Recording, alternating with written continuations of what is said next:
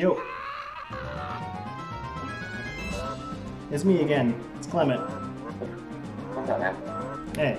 Alright.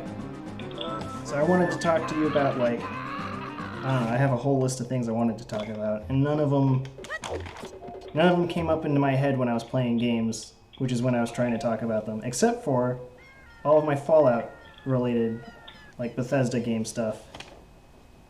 Mm-hmm. So, like, I had some theories about...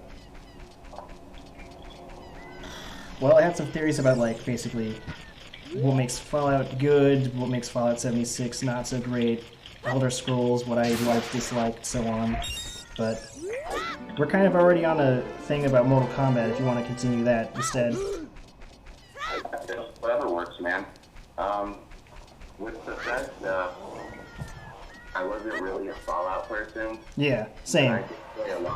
But I did play a lot of Skyrim. Okay, I wasn't much of a Skyrim person. I was more into Fallout, and I didn't even play the game. I didn't play either of them, but like I kind of knew from looking at Skyrim what I wasn't gonna like about it. Yeah. But I also knew a lot of the things that I thought were really cool.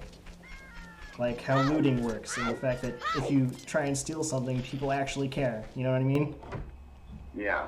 And Character development. Yeah, and that's not really the case in most RPGs where you can just be a loot goblin and steal everyone's stuff and no one cares. Yeah. And you stole my $80, I don't care. But, yeah, and if you did, you had to like level up and earn it, you know? Yeah. But in a Bethesda like Elder Scrolls game, if you did steal something, they would care and they'd be like, "You violated the law." You know what I mean? True. The only like real downfall Bethesda has really had, I mean, as far as like Fallout and Skyrim specifically, is like the game wasn't finished until other people finished it. I feel like Skyrim now, there are so many mods. Like I saw Naruto mods. Like you can hit the Rasengan with your character in Skyrim. I was like, why? I mean, that's pretty dope, but I agree. Why? Yeah, you know, but. Especially since all the mods are just like for you, and so none of the other people in the world are gonna be throwing Rasengans too. On top of that. Well, yeah. I mean, most of the time. Like most of the time, exactly. But like. But then there were also like more complete mods, like Star Wars mods. Yeah, there are, which again, those are pretty awesome. I mean, especially with the game that Skyrim's been out for 10 years. I still haven't finished it. Like, I always end up restarting or making a new character, or like, I always do the 3 side quests with these guilds, the Mage College, and then the Dark Brotherhood first, and by then you're like, you know, like level 50 and you still haven't summoned any dragons. Like, there's just so much to do. Yeah. That, like, you know, the mods were just, you know, not only extra, but like... Oh yeah, that just adds extra time, huh? I never thought of that. Yeah. Oh, that's... Yeah, and most people usually have like a game and then like a modded game, you know? Yeah. Mm. Oh yeah, like you do a regular playthrough and then a modded one? Yeah, like a modded playthrough, because like usually the modded playthroughs don't save your progress, or if you're like achievement hunting or like caring about that kind of stuff. Oh, yeah. Yep. Okay, so that was one of the things I liked about Elder Scrolls, even though I didn't play it, was like there is so much to do and there's a lot of character stuff that happens, and like also the big downfall of it being unfinished most of the time, and then also the upside of the mods. The one thing that I didn't like was just the combat, especially since it's going to take up so much of the game in the long run. Yeah, they kind of tried to balance it out with like, there really wasn't a class system, especially if you're comparing like Skyrim to Elder Scrolls, you know, because like Elder Scrolls has a class system to where like the combat system is a system. But, you know, Skyrim was kind of just like, oh, there's a wolf, I can shoot an arrow with it, or I have, like, no points in like, sword combat. Yeah. You know, you can always change everything, anything. So Skyrim is the one that made me realize this, and it was basically like, the reason I don't like it is because nothing feels impactful. Like, you're doing damage, but you don't really see any visual indicator. If there wasn't a health bar, you wouldn't know you were doing damage, basically. It it got to the point where I thought about that and I was like, this is like RuneScape with better graphics. And also more story, to be fair. True, to be fair, yeah. And this ultimately made me think of MMOs. It felt like an MMO that was single player. Yeah, that makes it a little bit... I mean, that's kind of what, like, Elder Scrolls Online is, just like without it, you know what I mean? Yeah, and then that was the thing... Oh, sorry, go ahead. I think what I'm trying to say is, like, because, like, Skyrim's been out for a while, so with Elder Scrolls, I think they were trying to take Skyrim and turn it into basically just an MMO. Yeah. You know? I mean... And that was sort of, like, the thing I thought was great. I was like, Elder Scrolls feels like an MMO. It feels like a natural fit. The combat also feels like an MMO on top of that. Yeah. And so when they announced, like, Elder Scrolls Online, I was like, you know what? That makes a lot of sense. That it's a perfect fit. It feels like an MMO. And they're really good at storytelling from what I've seen, too. So I was honestly happy to see an Elder Scrolls MMO. Fallout was a different story, though. Like, I liked Fallout games in terms of, like, how it was designed. I thought gunplay kind of makes more sense when people don't react to it, because that's also how it sometimes feels in any other shooter, to be fair. It's just, they either don't react or they're dead. You know what I mean? Yeah. And somehow that doesn't bother me as much. I've noticed. And then also, the VAT system, and this is kind of the big thing that turned me off to Fallout 76, is that the VAT system is really good because it's in slow motion and you don't have to aim. You have a percentage shot to hit, and it's cinematic when you kill. But in a multiplayer, like an online multiplayer, you have to sync up the time, so you can't go into slow motion or anything, and so the VAT system feels like it wouldn't work in an MMO.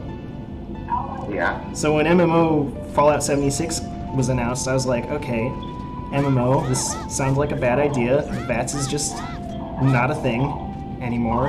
Apparently it's still better than shooting regularly, which is kind of nuts. Yeah. Especially since when you're doing VATS, you're standing still. So you're just an open target. When you're using VATS, you just stand still. And then on top of that, I remember they announced things like it was going to be entirely online, which meant you can't play it offline, but you can play it solo, which that doesn't make too much sense to me. So I was worried, and they're like, you can play solo. And I was like, that's cool, but it's still online only. And then the idea of every character is real, which is eventually they patched it out so that now there's NPCs giving quests. But that was the moment where I was like, okay, I was getting a little bit hype, and now all of my hype is gone. And then I would see other YouTubers reacting to the hype. They would get hyped up, and then they didn't stop getting hype. And then the game came out, and it was exactly what I feared it would be, and everyone was super disappointed about it. And I was like, That's how I feel about Grand Theft Auto. Only everybody liked it. Yeah, I was honestly surprised that people were mad that an MMO with no like friendly NPCs was such a surprise.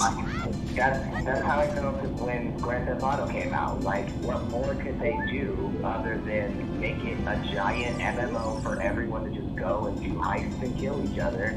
And like have your I don't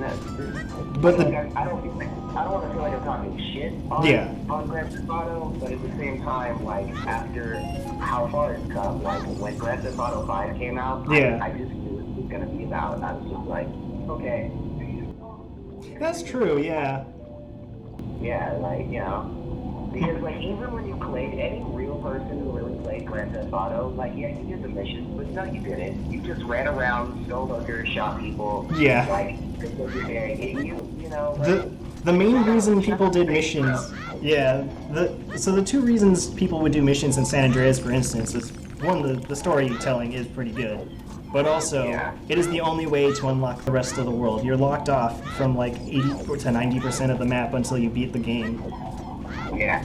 And in GTA 5 you weren't locked off, which meant you didn't really have a reason to do the missions unless you wanted to play as a certain character and you needed to like switch or something. Yeah. But the reason why MMO works so well in Grand Theft Auto is also because they have like NPC storytelling where like one of the main characters gives you a quest and you get the narration from them as opposed to over the speaker on your Pip-Boy, which is what happened with the Fallout 76. There was like no one telling you anything. You didn't see any NPCs saying anything. You just had it was like playing BioShock in a different universe. I can see that, yeah. Which is kind of weird now that I've said that, because I just realized how true it actually is. Completely different, like, I think type of gameplay, but I still get what you mean. I think the expectation of having, like, it because it feels like BioShock and not like a Fallout game is why it made people mad, even though, like, because that happens with other games too. Like, there's been you remember the futuristic Call of Duty games? Yeah. And how everyone was mad because it wasn't grounded and it didn't feel like a Call of Duty game, but it felt like, say, Destiny. It felt like a Destiny game, but with less RPG elements. Yeah, with less things. I feel that. I can totally see that. And the funny thing is that people hate the Call of Duty like Advanced Warfare and Infinite Warfare, but those same people probably do enjoy, some of them at least, enjoy Destiny, but they still hate Infinite Warfare because Destiny feels a bit like it's from Bungie, right?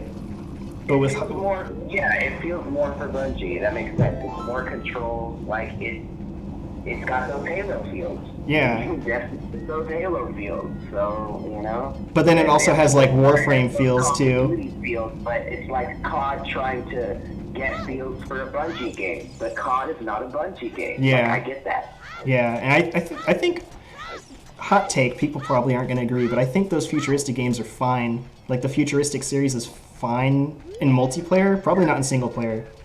I've definitely seen some of the single player, and their single player hasn't been good for a long time. I think that's because with most futuristic games, when people come up with a game that's futuristic, they think, oh, all of this futuristic stuff is going to make the game cool. Yeah. But they lack things like, okay, you can have something cool and futuristic, but like, what does it do for your powers? What does it do for your character? What does it do for your character development? They take those factors out when it comes to like character breakdown and like, augments and this and this and how power connects with this. With a futuristic game, I feel like people expect like, your character and your powers and the way that you move your character is supposed to also feel futuristic. Yeah. And it doesn't always fulfill that aspect. Yeah. You just get the feel of, oh, I'm playing a really cool RPG that's like got some future tech in it. And that, you know what I mean? Yeah. And so now that we're in Call of Duty, I'm thinking about, so there's two completely different types of futuristic Call of Duty games that I'm thinking of that I know the most about. And one of them is, I think, Advanced Warfare, and the other one is Black Ops 3. Advanced Warfare, you play Link, basically. You don't say anything ever at all. You do not react or emote. So your father dies in front of you, and you have zero emotions. Your character says nothing. Your brother does all of the emoting for you, and you sit there in silence like a stone-cold psychopath while your father dies in front of you. Because I guess it's supposed to be, much like Link, it's supposed to be the player reacting. Yeah. But it's also the only Call of Duty game where that's the case, at least to my memory or knowledge. Most of like in Black Ops, the characters react. And in Black Ops 3, the story is actually not so bad. Or maybe it was Black Ops 2. I think it was Black Ops 2 I'm thinking of, but it's still technically kind of... No, wait, it was Black Ops 3, because I remember the robot. The robot it was Black Ops 3, because that's when you could, like, run on the wall and do all that advanced futuristic shit. I think people liked Black Ops 3 more. Like, even if they didn't like it as much as, like, the other older titles, they liked it more than at least Infinite or Advanced. Just because... I was a zombie player, so I cared about zombies, and Black Ops 3 came out with that combat pack that... It's like, combat pack. Came up with that map pack that basically... zombies, man. I know, right? I didn't even realize you said combat packs and you were thinking of Mortal Kombat. Oh my god. Yeah, I'm like that. Black Ops 3 came out with Zombies pack that basically remastered all the Black Ops 1 maps. So that was like Black Ops. That was Zombies. And that was Black Ops. And then Black Ops 4 had some cool maps, but yeah. You know what's funny is that like I never really got into Nazi zombies. Like I kind of did, but I also didn't because I didn't have anyone that I played with that I really like. Everyone I play with has a different game style from me. yeah. So it always like, instead of feeling like a cohesive team of two usually, it would feel like every man for himself, and then we both died like at like round 5 if we were lucky. There was like one guy I played with, and we got to like round 17 because we actually don't play Nazi zombies that often, but when we do, we got to that level and we were both happy with ourselves because like he started switching from the Olympia to like the Garand until he could get a different shotgun that was better than the Olympia, and I would just stick with the Olympia, and like somehow we worked out a system where we were kiting zombies, which is what you normally do anyways, but somehow we've worked it out with each other, and every time I played with someone else, I can't kite the zombies as well. Like, the zombies are a little bit extra distracted for some reason, even though I'm the only one in the vicinity. But when I'm with that guy, it's like the zombies go where I expect them to go. And if I get hit, that's my fault. But... I get that. So... That makes sense. Weird. But even then, I was, like, not super into zombies, because it kind of feels the same after a while. Yeah. You know what I mean? But Nazi zombies is fun. I will say, like, even as someone who doesn't like it that much, I still think it's fun. It's definitely not something you want to get rid of if you can help it. Yeah, for me, it was like a wake up in the morning and you just like, it was like a brain thing. If you could get to round 15, you knew you were awake. Yeah. Actually, my favorite part of Nazi zombies was always like the demon hellhounds. Like, because especially when you're using a shotgun, because even in the later levels, you can still one-shot the dogs with an Olympia, which is kind of insane. Yeah. And it's like, that's fun. My shotgun is useful again. It's not taking 2 shots to down something. It's not taking literally all of my usable ammo in this instance to take out one thing where I have to reload in the face of 20 other things standing behind it. Yeah. When you had a squad cool enough to do Easter eggs, it was fun. Yeah, I never had that either, so that's another thing. Like, I was definitely missing out on, like, half of the zombies experience, you know? So most of my fun was in just multiplayer, but not even online multiplayer, because I couldn't get a really good connection, ever, anywhere. Which is mostly my fault, I think, but also partly, like, Activision and, what's the other one? Just like, Yeah. Which they've apparently fixed, because especially now that they're doing Warzone of all things, which really desperately needs it. But they've also haven't fixed it when it comes to their regular multiplayer. Like they have regular multiplayer along with Warzone, and the Warzone gets kind of all of the attention, which is fair, kind of, because it's also got the bigger player base. And I mean, a free game is a free game, and it's a free game. Yeah. You know? Speaking... Destiny can talk all the shit it wants to, but as somebody who honestly played Warframe, like, Destiny 2 is just like Warframe. Yeah, I was thinking about that too, the melee combat. And then, like, Warframe, because it was a free game, it's just like, bitch, we'll just open a new world. And then they just opened new worlds, and it became a whole new game, and like, so yeah. Yeah, I feel like such a reverse, like, I feel like I have all of the wrong opinions and super validated in all of them. Like, I don't care for Warframe, but I know it's a good game. It's just like, again, the melee combat feels, like, unimpactful in Warframe. And that's just my big deal, which is funny because it's also, like, the coolest thing. Like, it's close enough to look like Devil May Cry, you know what I mean? In terms of, like, how the sword combat is just, like, epic. But also, in Devil May Cry, when you hit something with the sword, it flinches as if it's been hit by a sword. But in Warframe, that's not really the case. It just kind of soaks up damage, which has been the same issue I have with like the Elder Scrolls series. It's also something that happens in Fallout, but I don't notice it as much. I tried to record a video, and all of my recording got deleted by my laptop, automatically deleting videos for some reason. So that's unfortunate, but I had a recording of myself punching a giant bee to death in Fallout as I was talking about how the gunplay in Fallout isn't that impressive, and then I was like, I take it back, this is great.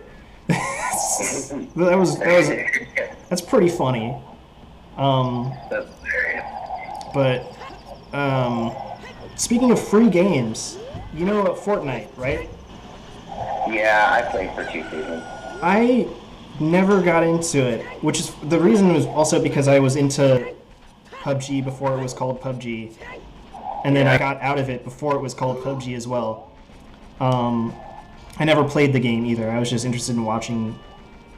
So I know the history of PUBG, funnily enough, but Fortnite actually has a paid version of the game, which is just a zombie survival game that no one remembers about, because there's a free version. I used to play it, actually. That was the last time I really played Fortnite. Yeah, it was called Fortnite Save the World. Yeah. It was like, it was actually kind of cool. You got, like, free stuff. Didn't you also have, like, classes? Didn't you have a class system, like an assassin, an engineer, a scavenger, and a tank? Yeah, like, depending on, like, what you had for your gear, like, there was, like, a weird system that they had. But, yeah, you used to, like, build stuff, and you had to, like, protect the area. They had, like, they had that. I think I've seen all of 2 YouTube videos for that version of the game, and then the free version came out, and I never saw it again. And I was definitely more interested in the zombie version, because you could build, like, a shelter and traps and stuff. Like, that's what it was all meant for, was for, like, zombies, it felt like. And then it just happened to become part of, like, the free-to-play version, and I feel like a lot of people don't know why you can build in Fortnite is probably, and maybe I'm wrong, but I feel like it's probably because of the zombies. Like, it was meant to be a zombie survival game, and you could build, like, turrets, I think, right? Could you build turrets? Well, kind of. I mean, Save the World came later. The game was originally just like... Oh, really? You know, the whole... I think so. I actually don't know. I take it back. I really don't know. Only because, like, I got into Fortnite for, like, 2 seasons. I only played because, like, kids were, like... I had some friends and they were streaming it. And, like, I was like, alright. And... Yeah. What was... There was something else I wanted to talk about. So I know I was saying something about, man. Oh, okay, yeah, melee combat. I'm trying to... What happened? There's a game that I want to ask you about. I can't think of what it's called right now, but when I figure it out... Describe it to me, I might know it. I have a list of thousands of games that I've been interested in. Like, it was the first... It was called Lichdom Battle Mage. Did you ever play that? Mission what? Lichdom? It was called Lichdom. Oh, Lichdom Battle Mage! Yeah, I've seen that. That was one of the games I was interested in. Did you get a chance to pick that up? No. Okay, alright, I gotta talk to you about this game. Yeah, go for it. So it was supposed to be the first full-fledged, like first-person spellcaster game. Like, yeah. You didn't actually pick up any ammo or anything. The only thing you would pick up is, like, you would pick up these sigil things and, like, you would mix them. Yeah, to make your own spells, right? To make your own spells.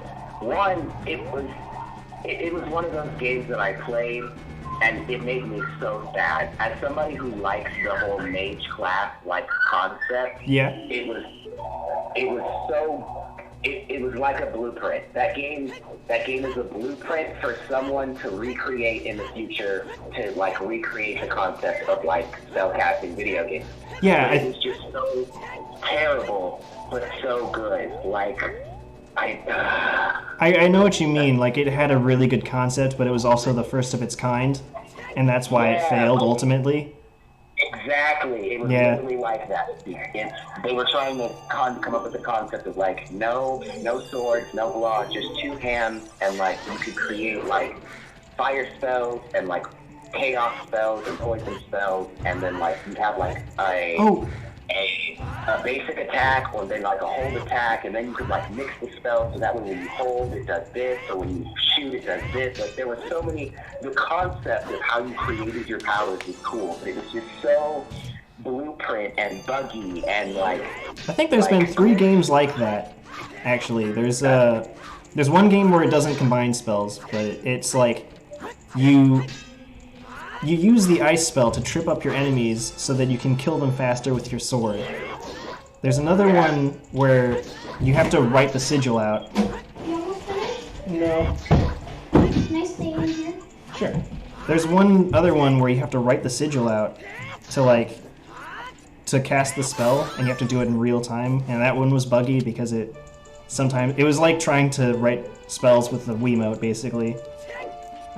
So it didn't always work, and in fact, it almost never did. And then there's that one, I think, which is the one where you create your spells in a menu, right? Yeah. Yeah. Yeah, you would create the spells in the menu, and then like you have like a basic attack, and then a hold attack, and a super attack, and then depending on if you had like an orb, if you had like a glob, then you could make like a glob shooting spell. If you had like a puddle, then you could like make it like it was. I liked the concept. Yeah. It was still it was so like blueprint. It's so blueprinty. Yeah. It's such a blueprint game. I think there's a 4th game like it. So that's the 3rd out of the 3 games that I mentioned that was like that. And then there's a 4th one where you okay, let's see. Oh, I remember. Okay, it's basically a Silent Hill game with magic. That's the simplest way to describe it, and it's an old game. It might be older. That's okay. It might be older than Lichdom, and their version was you have like I think combinations, and you combine certain sigils, and you start with 3 sigils, and you can make any spell with like a sigil, but you can also repeat the same sigil, and one of them was power. So the best spell was just say power 7 times, and then whatever spell you wanted to be extra powerful, basically. But it was time traveling. It was time traveling Silent Hill with magic. Clement, look at his mouth.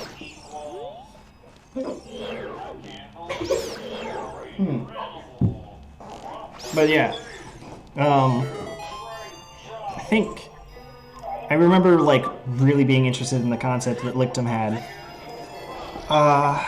What are some other games that?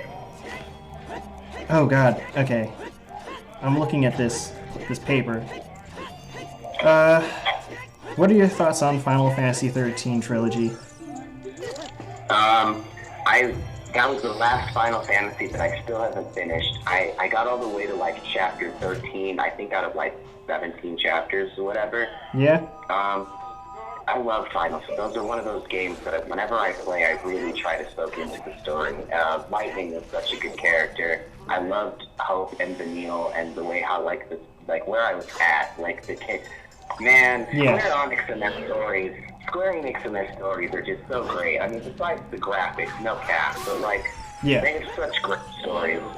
So, I've played through about half of the first game. I watched someone play like 10 minutes of the second game, and I've watched some gameplay of the third. And I have some opinions of each of them. And like, I like the first one a lot, honestly. I like the characters. Yeah. I've realized that they all have like really glaring flaws, right? Like, Lightning is unreasonably just uncaring, right? Yeah. Like she tries to leave Sauce behind twice. Actually, she legitimately leaves everyone behind several times. Yeah. And then Sass is just kind of strange. He's the most human. Uh-oh. What? Something happened.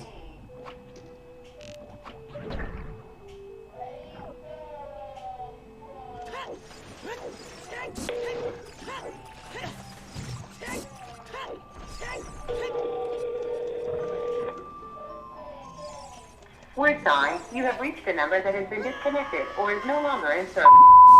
Please check the number and try your call again. Wait, what? Oh, that's the wrong one. Lancaster. Why are you recording? I wanted to talk about a bunch of video game subjects, but I can't do it on my own.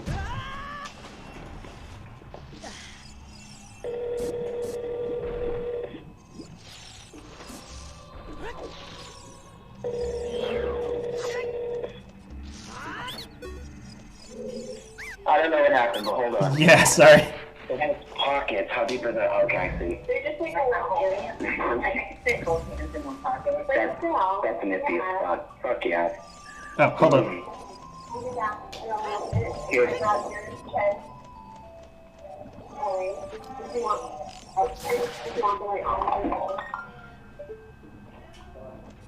Hello? Okay, yeah. I was legitimately worried there for a second. And then I accidentally called another number and their phone is out of service. And I freaked out for a couple other seconds before realizing it was the wrong number.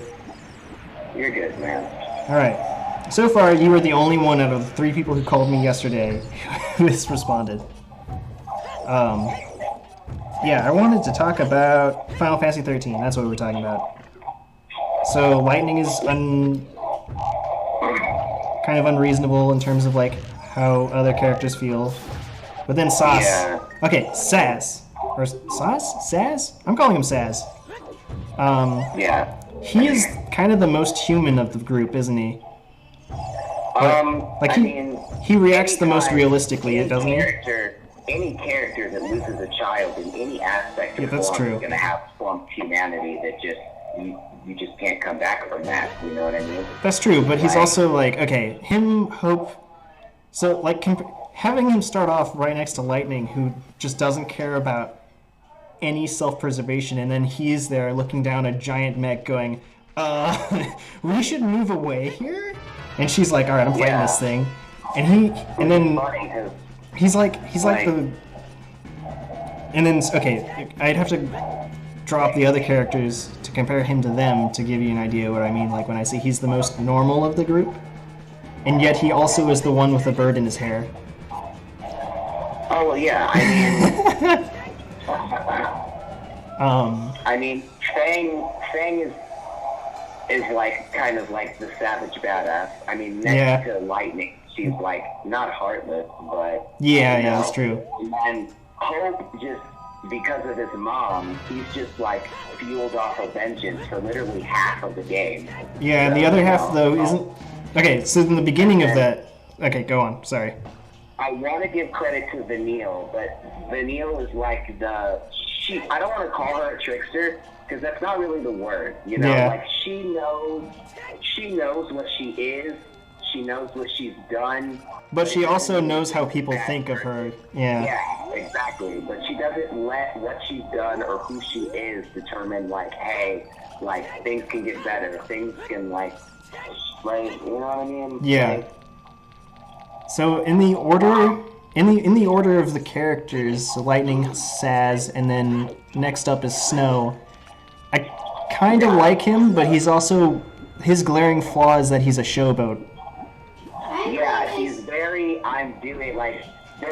it's like, I'm doing it so I can be the hero. Yeah. So, like, you know, there is that honest part of your heart that you try to hide that, like, I don't really know if I can do this, and I feel like I have nothing else for, so, you know, I have to be the hero or I'm nothing.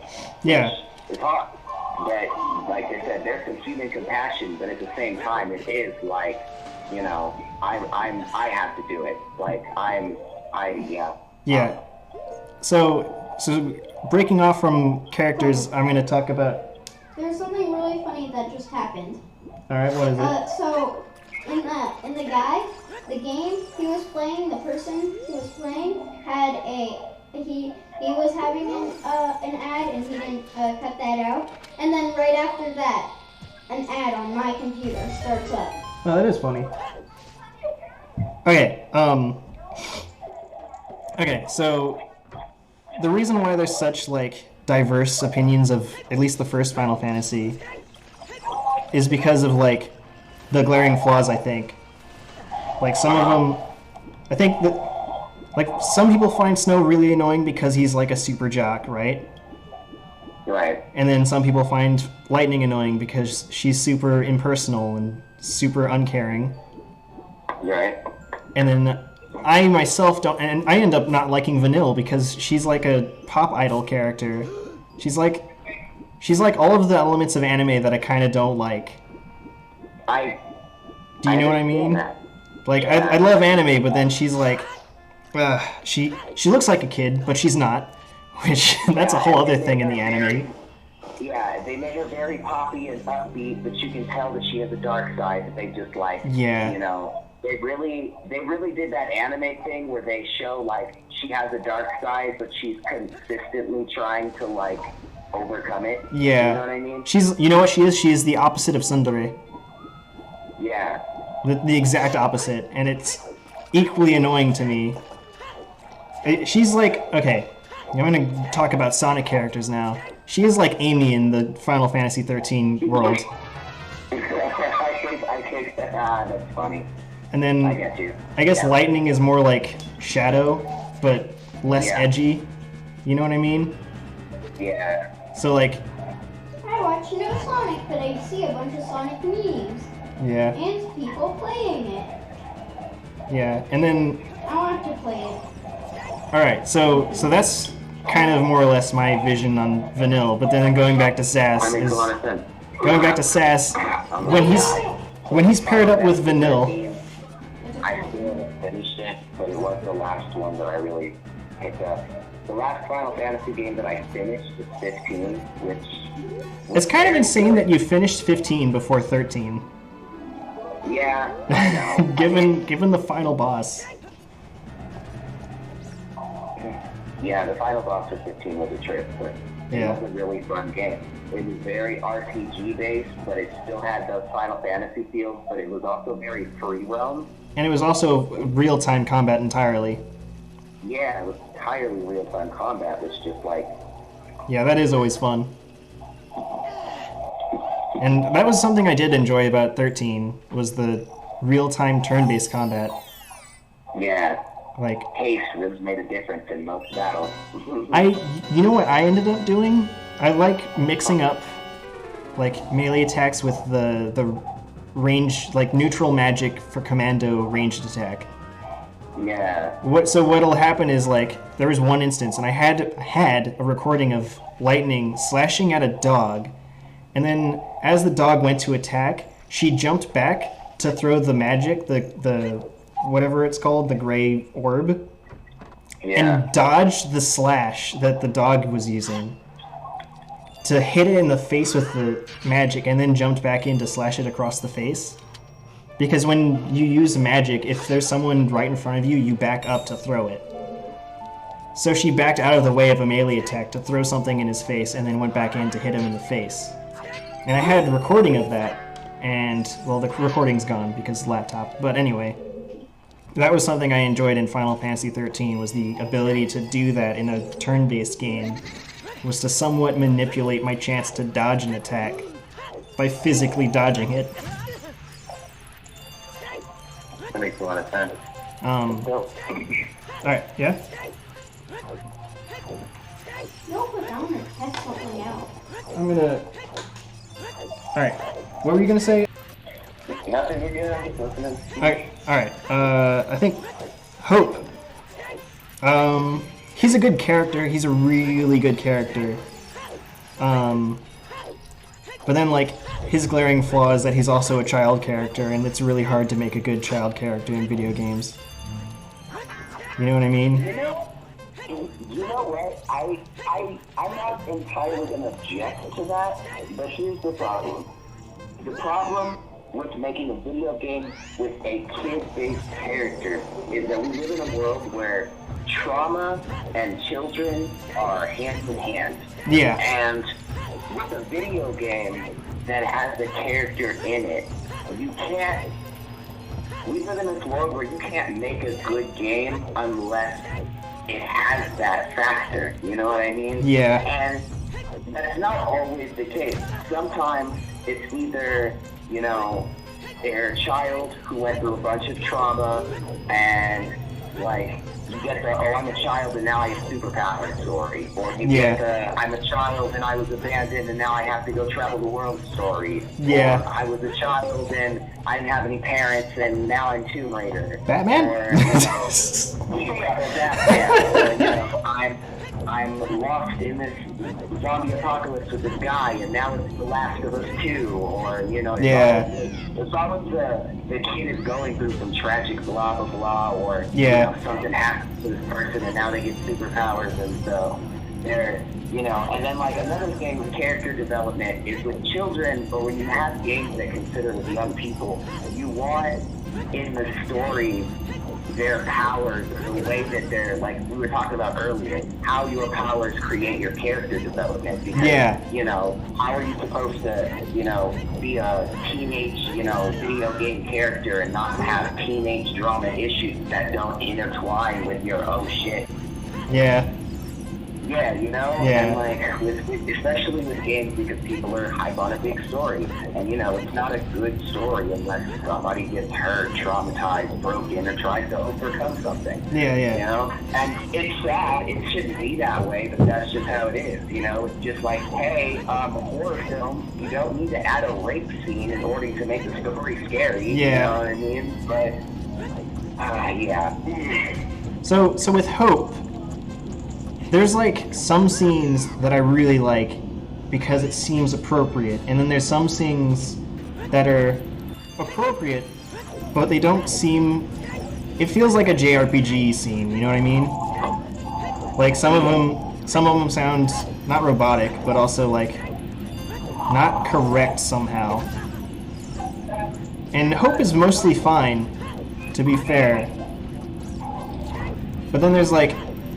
Actually, it's not even Hope, it's really Vanille, honestly. Most of the scenes with Vanille are the ones that make me go, I want to skip this. And I do. I end up skipping those scenes a lot. In most cases, you see Vanille with Hope.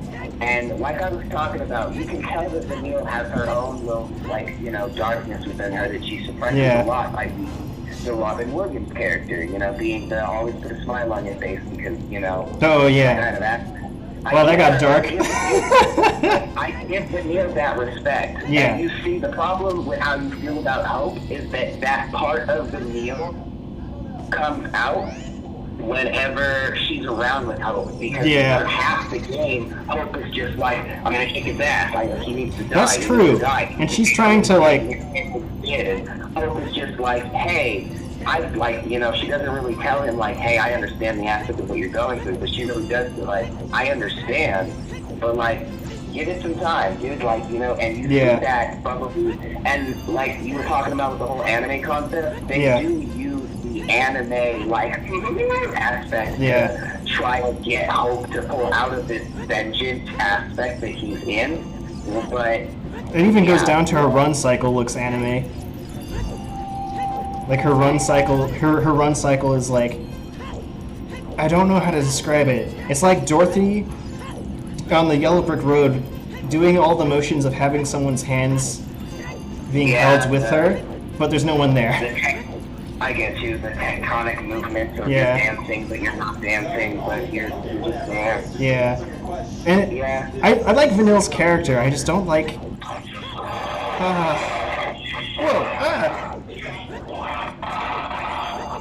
Whoa. I mean, with Square Enix, in anime, I think they kind of go hand in hand, but when you think about it, I can understand your Vanille aspect is that they're completely opposite. Yeah. Like, I can see that. Is there like a... What? Is there like air around the phone? There's a torch on. It's Fortnight game. Okay. Oof. Alright. That's a lot of background noise. Oh my god. Yeah, that's me. That's the torch. Oh, okay.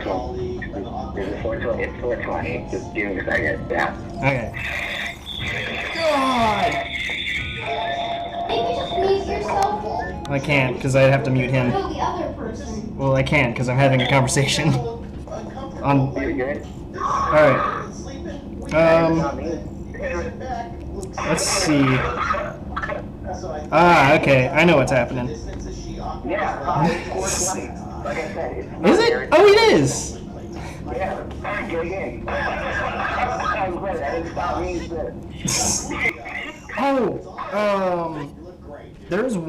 There's actually 2 or 3 MMOs that I did like in terms of combat, because they don't play like any other MMO, and they all kind of play like DMC.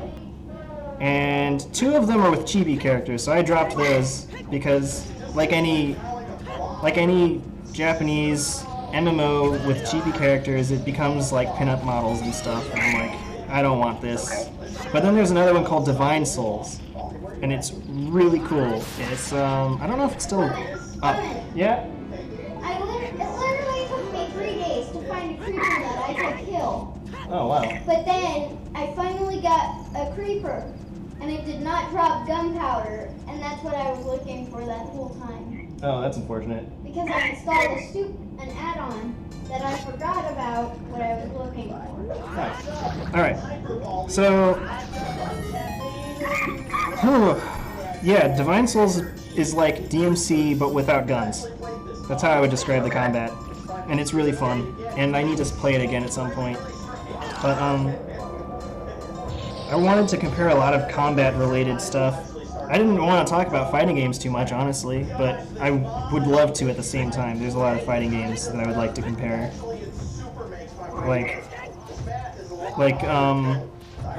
some of the things that I think are really cool about Marvel vs. Capcom, and some of the things that I really don't like the one-hit to death combos. The touch of death combos, they call it. Like, those combos, yeah? Marvel vs. Capcom and Dragon Ball Z have really become like...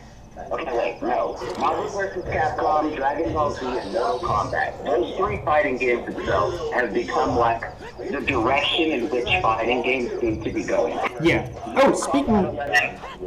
Mortal Kombat 11, as a person who plays fighting games, their tutorial, because you know, Mortal Kombat ever since 9, they have like a little tutorial that you know. Oh yeah, that's right. 11, Mortal Kombat 11's tutorial breaks down by frame data, and I know you understand that.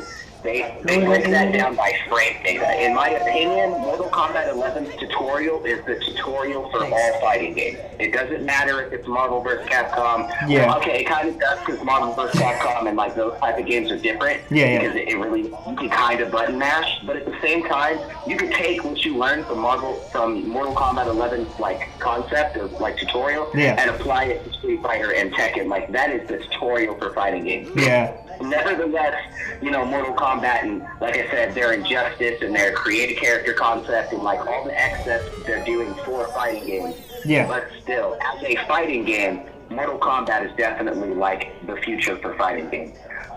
Marvel vs. Capcom 3, I brought that up because I don't know if you've played any of the recent Dragon Ball Z games, like Dragon Ball Z Fighter. It's basically... I haven't, but I've seen it. It's basically Marvel vs. Capcom, but the combos are a lot simpler to... Like, they have an auto combo, and then they have other... They've got 2 attack moves, right? And then a ki blast, and then a super dash type of move, if I'm not mistaken. Yeah, exactly. And then with the anime direction, because of Dragon Ball Z, back when we used to fly around and, like, shoot, you know, Kamehameha balls at each other. Yeah. Now we Jump Force and, you know, like My Hero Academia and... Like those I've wanted to talk about arena fighters for a while too. I've had a lot on my mind recently just about these games. Like what was it? So I remember I've got a lot of what would be considered a trash taste, and I've told you earlier that people would think that a lot of my taste in video games is really, really bad, and it's like, but I also feel validated in my opinion about some of these games that I really love, like Dragon Ball Z Sagas. People don't like that for a lot of reasons. It's very simple, and some of the things aren't explained very well, like teleporting. You can teleport in that game, but no one knows how, because the game tells you to press Z to teleport. what it doesn't tell you is that you only teleport to the people you lock onto. And if they told you that, it would make the game is so much different once you know how to teleport. You can do things that the game wasn't intended to do. Like, because there's a hitbox on shooting, like your charged up attack, whether it's Kamehameha, Gallic Gun, Special Beam Cannon, or whatever it is, you can get the hitbox from firing it to come with you on your teleport. So you teleport right as you fire it, and the hitbox is on your hands, so you hit them into whatever you're firing at them. So you like fire it as you teleport, and then when you teleport, you basically smack them in the back, and then send them flying straight towards your Kamehameha, which then sends them back to you, which is cool. And that's some of the things that I really liked about Sagas. And then there were some things that I thought, it's kind of lame that you can't fly normally. And then the reason I think about that is because I think about Xenoverse a lot, and like, if you play Xenoverse, you probably like it, and if you don't like it, then it's probably because of a certain playstyle that you've taken. And for a lot of the people who don't like it, I've noticed that the playstyle they take is like very simplistic. It's you mash one button. It's basically like, imagine if someone played Fighters and all they did was the auto combo and they never experimented, and they said the game was bad. Because that's kind of how it feels like when I see people who complain about how simplistic the Xenoverse combat is. Because there's, let's see, 1, 2, 3, 4, 5 or 6 combos, and a secret combo for the main characters. Not the main characters, but like all of the non-custom characters have their own, I think, one combo that only they can do. And also, depending on what character you're playing, the combo, they all have the same combo buttons, but depending on who you play, that combo does a different thing. So like, Nappa has one combo that I really like that involves uppercutting someone in the jaw up to the air and then teleporting to kick them in the top of the head, like he did to Tien in the show.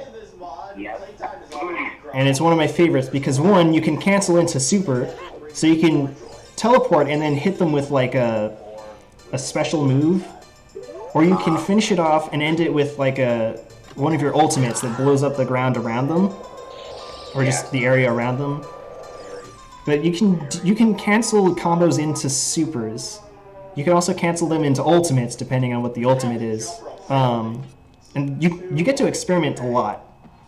And then there's some characters where certain moves, like including custom characters, where certain moves work really well with them, and then there's some that it can work, but it's definitely not the best move for them specifically. So, and then I really think about Xenoverse a lot because Xenoverse 1 and Xenoverse 2 are kind of different in a lot of ways. Like, Xenoverse 2 made a lot of improvements, and I don't know if you have any, input on this at all, actually. Did you ever play Xenoverse? I don't think I played Xenoverse. That's fair. So, the first game has, like, I don't know about every regular character, but every custom character has a launch combo. And you can follow up the launch attack with the super, or you can follow up the launch attack by finishing the combo that spikes them, but you can also interrupt the spike with the super. So you can teleport up to... Yeah? This sounds like Killer Instinct. Really? Oh, yeah. Switching from auto to like a mid move back into auto to a super, or like canceling your auto, like the fight style. Like yeah. I'm picturing it sounds like Killer Instinct fighting style. Which is kind of insane because it's an arena fighter, right? And I see a lot of people compare Xenoverse to Budokai Tenkaichi 3, or even 2, which makes me laugh a little bit because and I don't know if it's the same people, but there's people who say Xenoverse is too simplistic, and then there's also people who say Budokai Tenkaichi is better, and I don't know if those are the same people, but Tenkaichi has one melee attack move, which is half of Xenoverse. Xenoverse has 2 melee attack moves. There's a light and a heavy, and you can alternate between them. You have, like, those 5 combos come from that. In Tenkaichi, you've got one melee attack move, and that is your combo. You can... In 3, you can keep the combo going using your energy. So you expend energy to make it nearly infinite until you're out of energy. So instead of having like a 8-hit combo, you have a 30-hit combo just from punching people. And their heavy attack is a stun move, and it doesn't combo into anything. I mean, it does because it's a stun move, but it doesn't have a natural lead-in. It's very open-ended, which is cool. It's nice. The big thing that people complain about Xenoverse and why they think Budokai Tenkaichi is better is definitely the destructibility of environments. And it's also true for Budokai. Regular Budokai versus Xenoverse, I've heard that argument too, where the regular Budokai trilogy is better because of destructible environments. And starting with Tenkaichi, I would say the reason they have destructible environments is because they didn't focus on graphics. I feel like it was more of a product of the time in both cases. Xenoverse is a product of a time where it's more about what a game looks like than how it plays.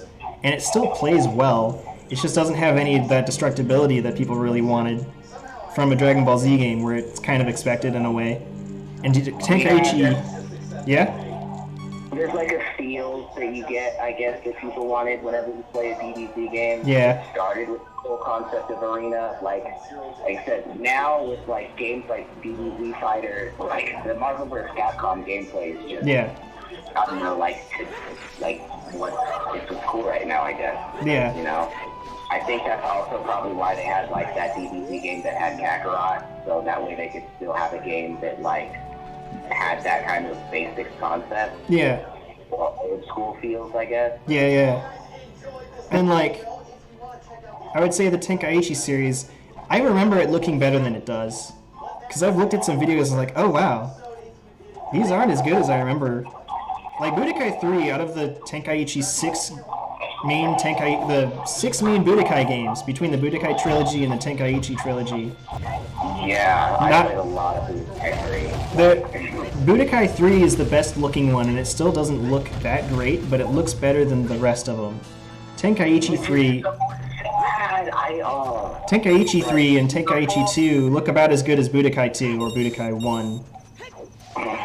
And like, it's now with these games today, it's like a combination between like holding on to like the old aesthetics of like what the game used to be. Yeah. And, you know, kind of going in this like not a remastered but not remastered, but like new game but not new game. Because like I said, with DBZ Fighter, it's just Marvel vs. Capcom like to a T.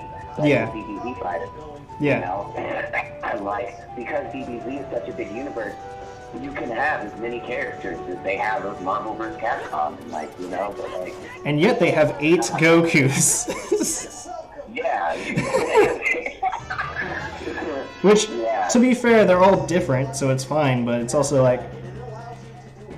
I don't know. Granted, they do have a lot of non-Goku characters that you almost don't expect to see in that game. Yeah. Like, they do have Baby Vegeta, which I'm kind of surprised. You know what I mean? And I'm not disappointed by it either. Why not? Yeah. But yeah, so literally in PS2 days, the companies were aware that they could make games with better graphics and chose not to. They chose to make games that basically had a little bit better than PS1 graphics or just the same, but use all of the hardware to make the game like feel better. That was their main focus, so that's why there's so much destructibility in the Tenkaichi series, is because or the Budokai series, is because they have the technology to do extra with the same graphics. And they chose to do that instead of making something kind of the same but with better graphics. I think my two, and I kind of don't want to say this, right next to little brother who's actually cousin. My 2 least favorite games to watch is Fortnite. Uh-oh. He's gone again.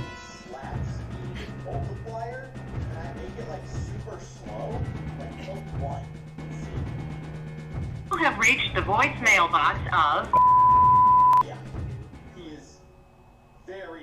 Tone, please record your voice. Recording, you may hang up or press pound for more often. It looks like we only have like up to 30 minutes to talk, and then you're... Hello? Oh. Hello? Well, that was so funny. Okay, because I got permission earlier, I have been recording the whole conversation. And I'm looking at the timer. We've talked for an hour and the phone has gone off twice. So I think we're limited to 30-minute calls. Okay. Well, now we know. Now we know. And also with your permission, I'd like to use the recording and maybe not have your name involved or anything super personal, I guess. You're good, man? Yeah. Oh! Okay, we were talking about Dragon Ball, and you know what? I don't know how much I want to talk to you about it if you kind of have to imagine it, but you don't have any, like, you know, what's the word I'm looking for? Budokai 3 was fine, I like talking about that, because you probably know how that plays and so on, but then Xenoverse is a different thing, where you kind of have to just imagine it yourself. Yeah. So how about we talk about Dark Souls and Souls-like games, and then one Souls-like game that calling it Souls-like is kind of a disservice, but it's also true, and another game that's also Souls-like that doesn't really feel like a Souls game either, but kind of not as good, and why it gets and then sometimes it gets compared to other games that are not at all Souls-like. What do you want to do that? Yeah, man. Alright, so Dark Souls, Bloodborne, we know all about how those games play, right? I played enough Bloodborne. I played a little Bloodborne. Okay. I understand gaming concepts, yes. I've played Demon Souls a little bit and Dark Souls 2 a little bit. I've been in the beginning area of both, and initially they feel the same, but their controls are totally different, so I had to get used to the controls. There's a game that I tried to get at one point called Absolver, which I can't... Absolver? You cannot get it on Steam, by the way. It doesn't work. Or maybe it's just some glitch in the system right now, but I couldn't download it. I've heard of that. It's RuneScape graphics, and it's all martial arts, and the reason I wanted to talk about it is because it is Souls-like in that you go to fire shrine, like campfires and stuff, and everyone is out to get you for some reason, and you're out to be... Your goal in life is to be the best martial artist, I think. Yeah. But the reason it seems like a disservice to call it a Souls-like game is because outside of that Souls-like mechanic, it seems more closely representative of what it's going for than Dark Souls. Dark Souls is kind of representative of like the medieval knight sort of thing, except swordplay is not really close enough. Because if you may have noticed that everyone who plays Dark Souls, a lot of the time, if they had the option between a sword and shield and two-handing a sword, they will always two-hand a sword, because it's more damage and honestly... Yeah, especially because that game is really... Dark Souls, Bloodborne, I mean, yeah, you can like block to take damage, but the real honest point of that game is to dodge, roll, and no strike. You're supposed to get hit. Yeah. Dark Souls 2 does give you the a legitimate option to like take a hit, and you don't take as much damage, and you don't lose as much stamina as you do in the other games. Once you get one of your stats up, I forget which one. But the thing that makes it kind of the thing that makes Absolver different is that in Dark Souls, when it comes to swordplay, if you have a shield equipped, you move the shield behind your back when you do an attack, which isn't what you would do if you had a sword and shield. You could definitely keep the shield in front of your face to block an attack. You wouldn't open yourself up to getting stabbed if you had a shield equipped in real life. And in Absolver, it's about as close to martial arts as you can get while still being a video game. It's very fast-paced, but then you also get an idea of like which martial arts are kind of like the least useful. At least in that game. Because in this game, there's a martial art that's all about a feint attack that gets you closer to your opponent, but is also meant to, like, dodge their attack. The thing is that if they do a haymaker and you're not moving away from it as you're getting towards them, you get hit by it all the time. So, like, and also getting closer doesn't do much unless you also get behind them. But the issue is that stepping around them is slow. So you probably will never find yourself in a position where you get behind them using the feint method. You normally end up in a position where you end up closer to them and you're both within each other's attack range and you have done really nothing to gain an advantage. And you've basically risked getting hit to get nothing out of it. But in real life, the concept is based on how fast you can get around someone. So if you're fast enough, there's like some legitimacy to the concept. But in this game, hold on. Sorry, what? If you're applying that concept, let's take that Absolver concept from Mortal Kombat. Yeah. When you're playing Mortal Kombat, I can tell you from somebody who has played Combat League, I don't care how good you use Sub-Zero. If your opponent is Cetrion and you do not know her combos, you're gonna get caught. Yeah. You know, it's gonna be like a mid-low mid, and if you don't know that low is there, you're gonna get caught. Yeah. Same thing with the Zootr, you know, it is a martial artist game. If you swing, and you miss that swing and get chopped in the knee, and now, oh crap, boom, boom, boom, and now you got caught with the rest of the combo. Yeah. That's just how fighting games go. Yeah, okay. Here's what I mean, though, is that the reason it doesn't work in Absolver is because it's sort of locked at how fast you can go, and you don't go very fast. So you can't really get behind someone before they can do anything about it. Like, you'll move in range, and then probably you either have to hit them now or get hit now, is sort of what ends up happening. And that's if you can dodge it. If you can't dodge it, that's a little bit on you and a little bit on them, honestly, because it's just about knowing your opponent. But I don't think there's ever a moment where you can get behind them, which is kind of feels like the main advantage of that martial art is being able to get behind someone and hit them in their flank when they can't block you. But since you're locked to a certain speed, on like how fast you can get around them, you actually can't get behind them like you probably could in the real world. It still wouldn't be easy in the real world, granted.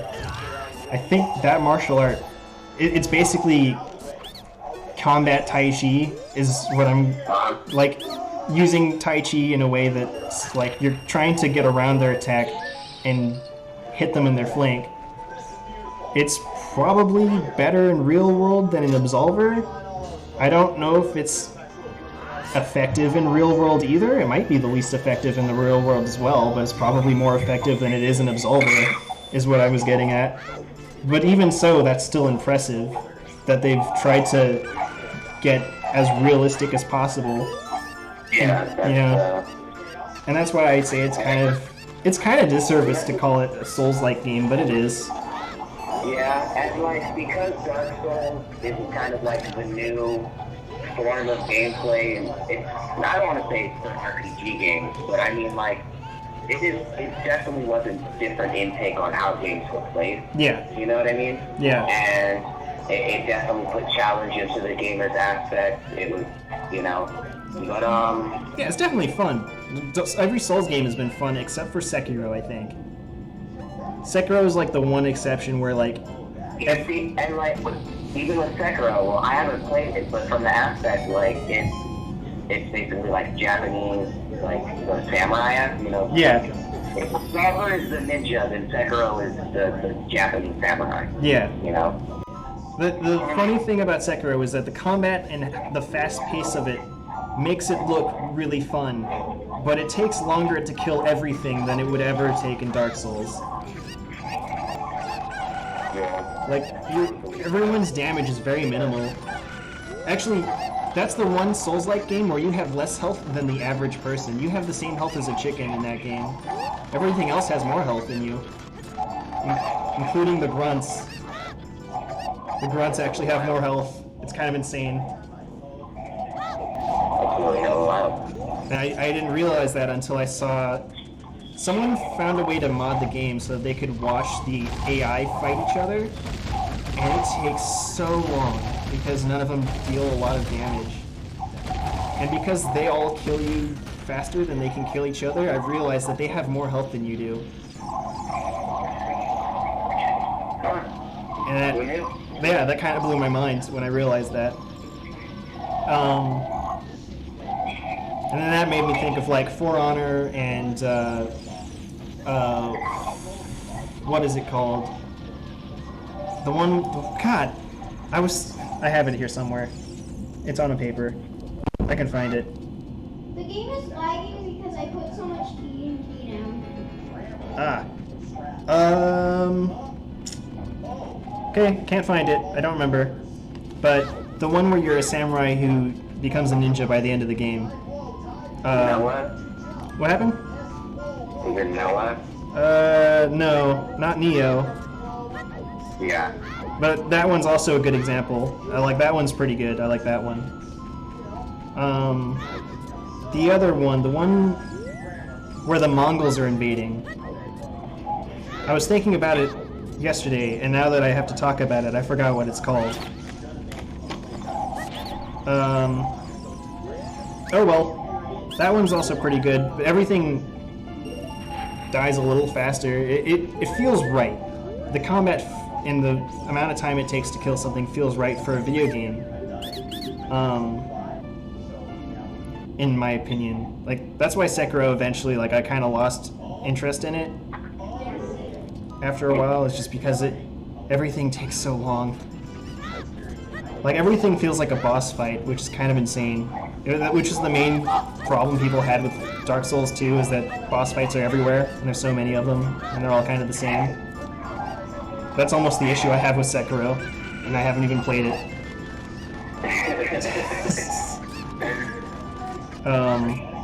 Oh, that reminds me of... Okay, I'm going to talk about Budokai 3 now. Again. So, destroying any stage aside from Namek. Like, it was definitely the coolest thing of the game, but if you destroyed a stage that wasn't Namek, you would always end up on one stage that had one song, and it had nothing interesting about it. It kind of looks like the desert, except the desert has zones where if you hit someone out of bounds, they start flying into mountains and stuff. The stage you end up that doesn't have, that's in the desert area or desert wasteland or whatever, when you destroy the arena you were fighting on, doesn't have that. It's just a treadmill stage, which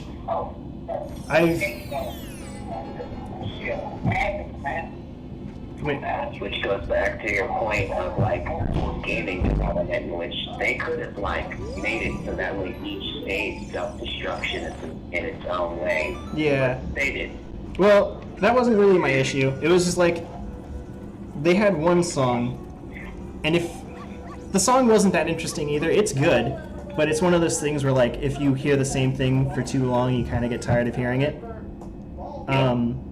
The treadmill stage aspect is just that treadmill stages are any stage where two characters are on a ring that moves with them.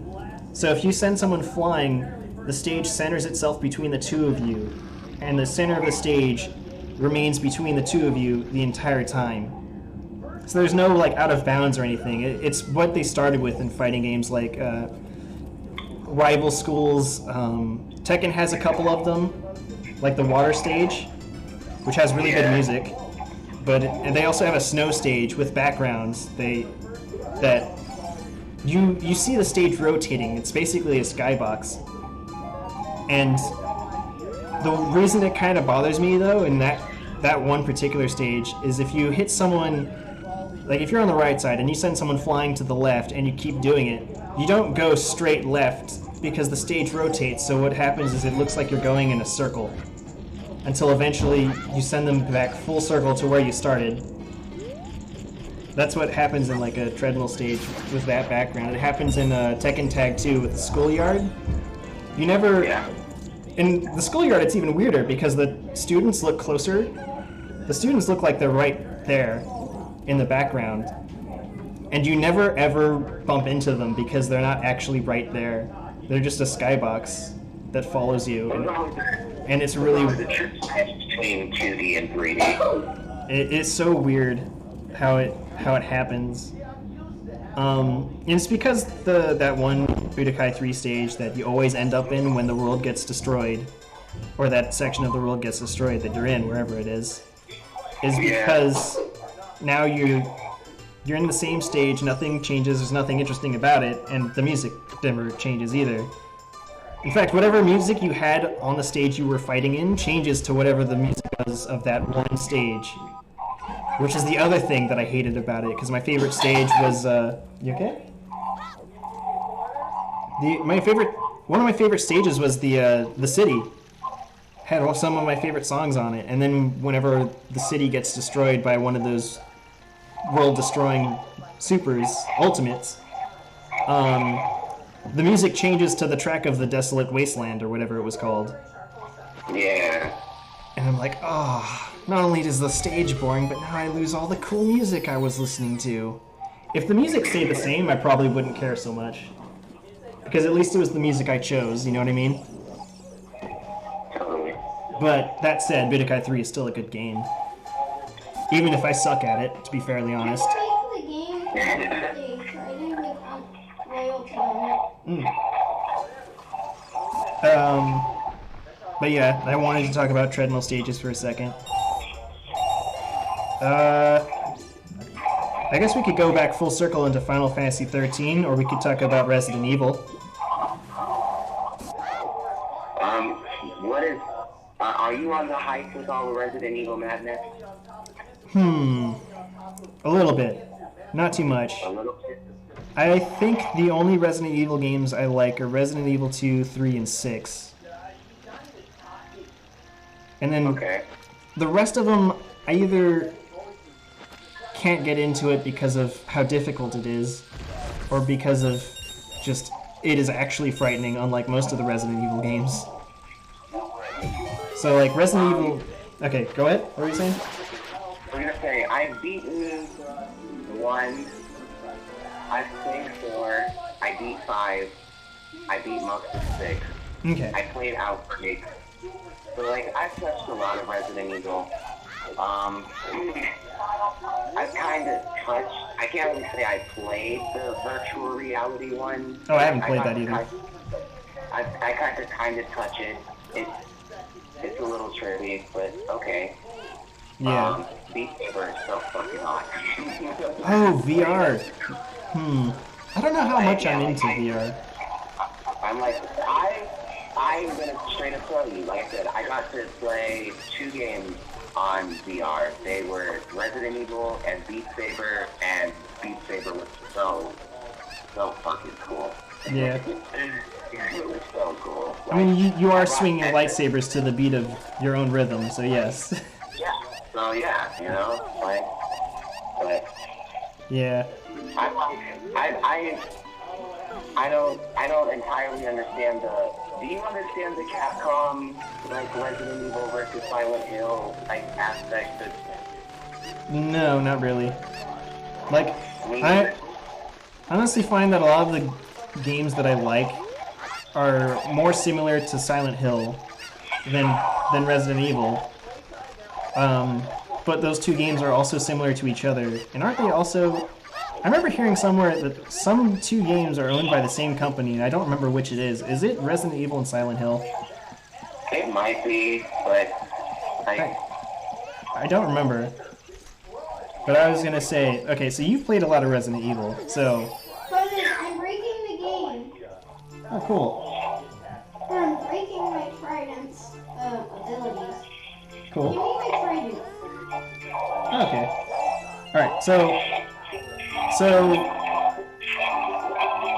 you're actually kind of the perfect person to talk to, because I had this theory about Resident Evil fans versus, like, or people who've played more Resident Evil than someone like me who hasn't played Resident Evil and couldn't get into it, recommending a Resident Evil game to other people who also hadn't gotten into it. So like, Okay, is your reasoning for not being able to get into it is because you watched the movies and they're just not the movies? oh god, no. No. I hate the movies because they're not the games. Like, that's, I want a Resident Evil game where you play as Alice, and they could do that. Oh yeah, that's true, huh? Like, they could totally, like, man. Yeah, I get where you're coming from. That could be like, not Bioshock. What am I thinking of? Dead Space. Oh yeah. Like, Dead Space and Tomb Raider come together. Like, they could do that. That's like, true. Yeah. So I was thinking like, okay, if it came down to recommending Resident Evil games, I feel like I think true Resident Evil fans, quote unquote, would recommend either 2 or 7 first. The 2 remake or 7 first, for different reasons. You'd recommend 7 because it's scary and it's one of the better Resident Evil games. Even though I'm gonna be honest, I think it's about as far removed from the rest of the Resident Evil series as like 6 or, but for a different reason. It plays very different. It's a first-person game. It's actually scary instead of, and that's probably because it's first-person, as opposed to like all the third-person games. The first Resident Evil game where you played as Jill or Chris, that remastered is definitely like if you just want to like play Resident Evil. Like, that when they remastered that, it really was like they updated the graphics. You like still had to turn around the corner and like, oh shit, there's a zombie there, like back there, like. Yeah. It still had that old classic '90s scare feel, but like, It's a good recommendation, but it's also like, it is exactly like the original, and so it's it's hard to recommend it to a new player, is my understanding. Same thing you were saying about 2, because like it wasn't until I think Resident Evil 4 that they really like branched out and like made the zombies different, and then, you know what I mean? Like that was a different step in the Resident Evil like saga when 4 came out. Yeah. So like, 4 is really the beginning of 4, 5, and 6. You know, because like I beat 5. 5 was really cool. Wesker was such a bitch in that fight. I understand. And then 6, it was like a 3-part story. You had Chris's story, but like they all eventually came together, which was still cool. Yeah. But still, it still had those same kind of like Resident Evil 4 feels, opposed to like Resident Evil 2 and Resident Evil 1. Yeah. Or what remastered, when it still had like that 2D feel with like 3D like upbeat graphics. Yeah. So. And I think. Yeah. Oh, sorry. Go on. No, you're good. Okay, I was gonna say, I think Resident Evil 2 Remake, if you're the quote-unquote real Resident Evil fan and you don't recommend 7 first, you might recommend 2 Remake first, because it feels like an old-fashioned Resident Evil game. It feels like a Resident Evil game, but it's a lot more streamlined. So it might be easier, at least in theory, but I would end up myself recommending 3, 4, and 6. Probably 3 and 6 first, if you've never played the Resident Evil games, just because they don't play like most Resident Evil games. Right? I would recommend 3 because it's super linear and very easy. And if you've played any game in the last 20 years, you'll probably beat the remake. I would recommend 6 because the Leon story does play like a Resident Evil game, but it's also like super easy. It's also like very easy compared to the older ones. And then the other 2 play like other video games. They play like not necessarily Resident Evil, what you would think of when you think of Resident Evil. Yeah, when I played Chris's story, it kind of felt like a COD story. Yeah. You were very military-based, but you were still playing zombies. Like, I get what you mean when you say you played with Leon and you felt like it was a Resident Evil game, which is what people bought 6 for. They had those stories. They bought it because, Yeah. And then, so I would recommend 6 for people who've never been into Resident Evil, just because it plays kind of 50-50. It plays a bit like Resident Evil and a bit not at all. And then I would recommend 4 after that because it's closer, but also different, but also that's one of the Resident Evil games that everyone agrees is good. Yeah. Like even if you never got into Resident Evil, you probably would like 4. And then Resident Evil 2 is my 4th recommendation after all of that because it plays very similar to the older ones, and it'll get you the closest to like a Resident Evil classic experience, whereas Resident Evil 3 Remake doesn't. It's very different from the original. The 3 Make is very different from the original, and the 2 Make isn't as much. Entirely. So that's why I would recommend it 4th, and then after that, I guess the Resident Evil 1 Remake after the 2 Remake. Just because you've had the 2 to prime you up for the first one. That ended up being my like thought process, but I feel like if you've played Resident Evil all your life and you had to recommend a game to someone who hasn't, you might end up recommending 7 and 2 first. Maybe 1 if you were totally like not thinking about would they be ready for it. But if you thought about it, yeah. I'm thinking about it, and I like your list. I would honestly recommend 1, 4, and then 6. Yeah. Because 1 is just like that old school feel of, okay, this is Resident Evil. 4 is like, 4 is a departure from that, so it gets the other half of it. 9. 4 is to Mortal Kombat 9 what Resident Evil 7 is to MK11. Like, it was the stepping stone. Yeah. Like, you know. Yeah.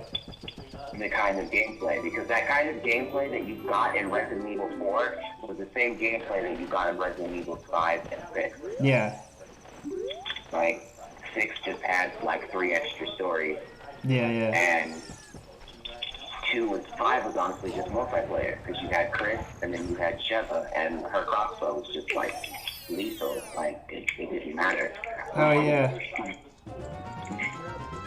Yeah, 5 is the one where I don't know if I could get into that. Even though I kind of want to see Chris punch a boulder. That Wesker fight made it very difficult. Yeah. That was also another thing I was low-key looking forward to in a game that I'm probably not going to play ever. Like, I want to play 5, but I see how it starts, and it's like, it looks like it's really slow going. Yeah. But the boss fight at the end with Wesker looks like a pain, yes, but it also looks like a challenge, and I'm up for the challenge. I'm just not up for the work it takes to get to that challenge, I think. I totally understand that. And like, I even know that you're supposed to beat Jill instead of Wesker. Like, I would go into this knowing that, and knowing that Jill is also hard to beat. Yeah, there is a fight where you actually have to like kick her ass. Yeah. There's like, I feel excited thinking about it, and then I'm like dreading everything that leads up to it at the same time. And it's weird because I don't own the game. The list of video games that I want to play, but I haven't touched yet. Oh yeah, God, I have thousands. Some of the games on my list aren't games that I want to play. It's just games that I like the music and would like to rip the music out of, just because their soundtrack is beast. But there's like a lot of shmups, for example, shoot 'em ups, and I don't care about shoot 'em ups, but I like their music. But yeah, we've got another minute. Do you want me to end the call and call you back? Yeah, man. All right. See you in a minute. Yeah.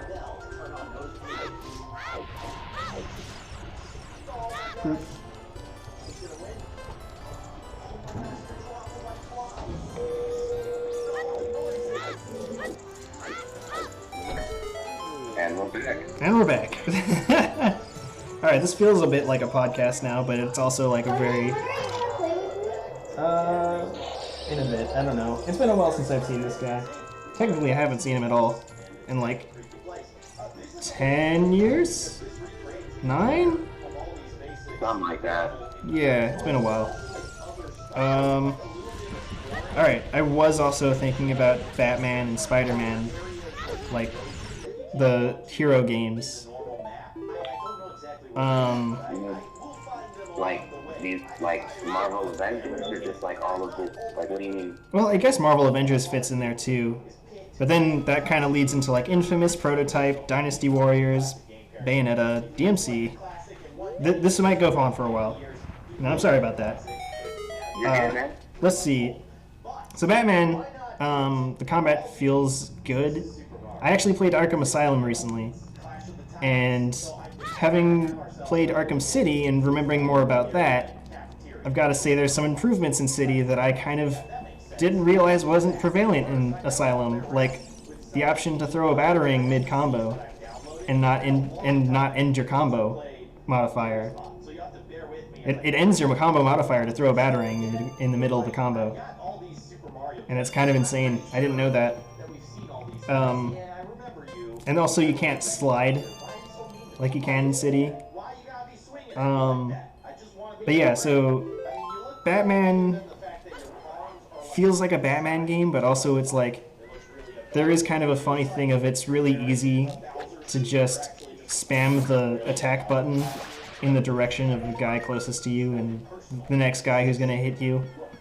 And then... Well, yeah, I played Batman Arkham Knight. Yeah. A lot of DLC. Yeah. And yeah, that old Batman Arkham Knight, regardless on all three, I think they had 3 games, 4 games. Yeah. But they're very, very hard on the counter system. Yeah. Because, you know, Batman was very surrounded, so it was very always attacking counter, and then finish up counter, and then just like weaken him down. And, you know what I mean? Yeah.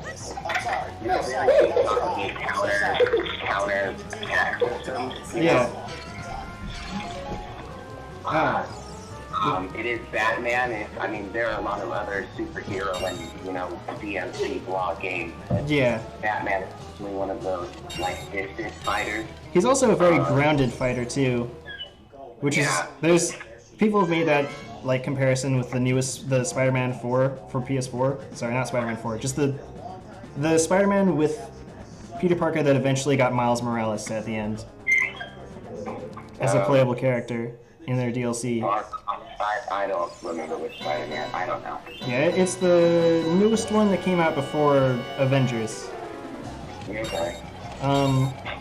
And like in that game, you can do arrow combos and stuff, and so like it feels better than Batman, but it also plays a lot. It plays kind of similar to Batman, but it also doesn't. They don't have a counter attack. They have dodge. They have a dodge roll instead, which is nice. It feels good. And Batman does have a dodge roll, to be fair, but he also doesn't have a jump. True, but you're comparing Batman and Spider-Man. Exactly, and they're both very, yeah. And Spider-Man is, oh shit, Spidey senses, dodge, look out the way. Yeah, and they're both very good games, and the combat is very fun. What happened? I said, like, important to key details. You kind of got to appreciate shit like that. Yeah. And I do like it, and I remember there's a lot of comparisons between the newest one and Spider-Man 2 for GameCube and PS2. Where, like... Yeah. And that's something else that made me think of, like, every time someone says that this game's combat is too simplistic, and then I think of Spider-Man 2, which gets a lot of praise, despite having a very simplistic combo system. They have one... Spider-Man 2 for the PS2 and GameCube has a melee attack, web, dodge, and jump. And then web swing, which you can't really use in combat. Usually. You also get a grab that you can unlock later, but the combat is very simple, but it's also kind of rewarding and difficult, because there's no... Like, everyone will attack you all at once, and that's something I do enjoy about that game, and it's something that it seems exists in the newest Spider-Man game, so I like both of them for that. In the Batman game, they attack one at a time, and as long as you can dodge the first guy, then you can react to the second. Yeah. Yep, exactly. It's based off a very huge countering system. Yeah, and so that's something I kind of don't like. I feel like I have to nerf myself as a player to enjoy Batman combat. I feel like I have to exclusively try not to counter as much as possible, unless it's absolutely necessary. Like if I get 3 people on the ground out of 3 people, and then jump over to the 4th guy to get a ground takedown, then one of them gets up and gets to me, and I have no other choice but to counter, then that's when I try to encounter. It's just that very specific scenario. And that's really fun. But then there's also, like, you could do a zero combo modifier of just countering. As soon as he said this is fun. Huh. So, but, all that being said, Batman combat is fun and also hard. It's not easy. Especially in Asylum, there is an option to play it on a harder difficulty where you don't see the spider sense display over his head. And so that makes countering actually even harder because you don't actually see the counter, like, spider sense go off. You have to pay attention to the people around you, and that makes the gameplay feel so much better because you have no idea when you need to dodge. And in Spider-Man, it would feel wrong to get rid of something like that because that's kind of his whole thing. But since they don't have a counterattack specifically, but they have a dodge system, which you can use to counter, it's kind of the idea. Dodge and then attack while they're open. It feels okay to not get rid of Spider Sense for Spider-Man in a game where you don't have a counterattack. And in Batman, having a counterattack but no Spider Sense feels really good when you like win a fight. I got you. I don't know how to explain it really. I guess that's the best as I can do. But and then some of the other things I want to talk about was like Avengers is kind of, it's got really cool combat, but it's an RPG at the end of the day, so it becomes a numbers game. And if you're too low level, then everything can just one-shot you, and it's infuriating. And this doesn't feel like a superhero game. This feels like something else, especially with all of the currency stuff that they have. I've played two Marvel mobile games, and a lot of people compare it to one. They compare it to Contest of Champions because it has like X amount of currency and you have some unlocks, but it actually plays the currency system with all the gear and stuff. It's actually more like the other one, Future Fight, because the gear you get gear in Future Fight that doesn't change how your character looks, just like in the Avengers game. You've got what else you got? You've got costumes, but Avengers is actually kind of not as good in this instance because the costumes in Future Fight will actually change what supers you have and what kind of fighting style your character does. Like there's a Superior Spider-Man costume who gets the arms like he does in but yeah. So every time they make a Marvel game or how they made the movie, oh yeah, I just think about Ultimate Alliance. Because that's what I want. Yeah. I want another Marvel Ultimate Alliance. Like, and I know that gameplay is very like, I don't know, man. I want to see that remastered. Yeah, they do have a Marvel Alliance 3, but it's very different. Yeah. Yeah, it's very Gauntlet game style,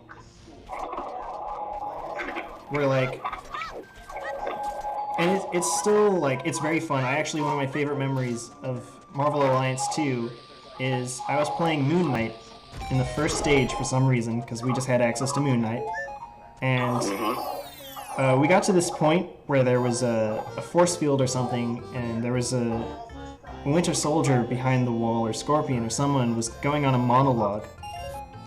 But I was in a fire when the monologue started, and it was a cutscene, so I couldn't move.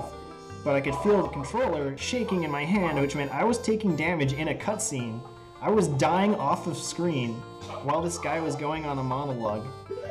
And I was like, oh my god, not like this!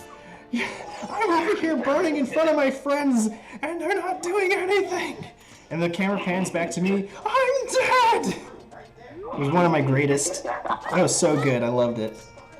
Like, it was a little jank, but I mean, it's kind of rare. But it's also like, that was my favorite. That was great. And they thought I was upset because I was like going, like, you know, had a huge reaction to it. But I was just laughing. because of how funny it was. I would literally... My friends watched me set myself on fire and die, and then moved on with their life. It was good. That's great. But yeah, the Avengers gameplay-wise doesn't... It's not bad. It's actually pretty good, but it's also an RPG. More so than even Ultimate Alliance was, in fact. It feels... And that's... Yeah. Because Ultimate... Yeah. I was hoping it would have those feels, but... Yeah. And then it's also got like a very mobile game style of progression in terms of like, here's all the gear that you can get. None of it's interesting, by the way, just there. And I'm just like, oh, God, I didn't even like this in Future Fight, and I played that game to heaven and back or whatever. I can only be so crass with children around. But, let's see. Infamous is kind of fun. Infamous was a great series. Yeah. I didn't play Second Son. It looks like you were super overpowered, and I didn't know if it was well balanced or not. I couldn't tell. But there was also... Well, It was actually pretty... ugh. I liked it. They do have... It had smoke powers instead of like... Instead of... I think what it is that with Cole McGrath, when you had lightning powers, your powers were different based on evil or good. Yeah. You still have that. Just it was different using smoke instead of like ice or fire or something or different. Yeah. I don't know. Like, I liked it. I actually enjoyed it. No cap, Infamous on my PlayStation account, like that entire series. Yeah. Well, no, not the first game, but Infamous 2, Infamous Festival of Blood, which was their DLC they had. Yeah. Like 100% on trophies. Like that was Wow. that was a good game. That was a good game. That's pretty impressive, but it also shows how much you love the game too, if you did 100% it. Like, I liked Batman Arkham City. I didn't 100% that. There's no way. Those Riddler trophies are not worth it. I don't care if the challenges exist because of it. Arkham Knight, I can't do it either. Yeah. I can't do the Riddler chip. Yeah, those are hardcore. I don't think I could do it in Asylum, and that place is smaller. But so starting with MMOs and then bringing it into like, I was talking about kind of simplistic gameplay styles, and then there's other that are a bit more complex, like DMC. You get like 2 different attacks. One of them I think is gun, which can change depending on what you have equipped, and then the other one is like sword, which also changes depending on what you have equipped, and the combos change.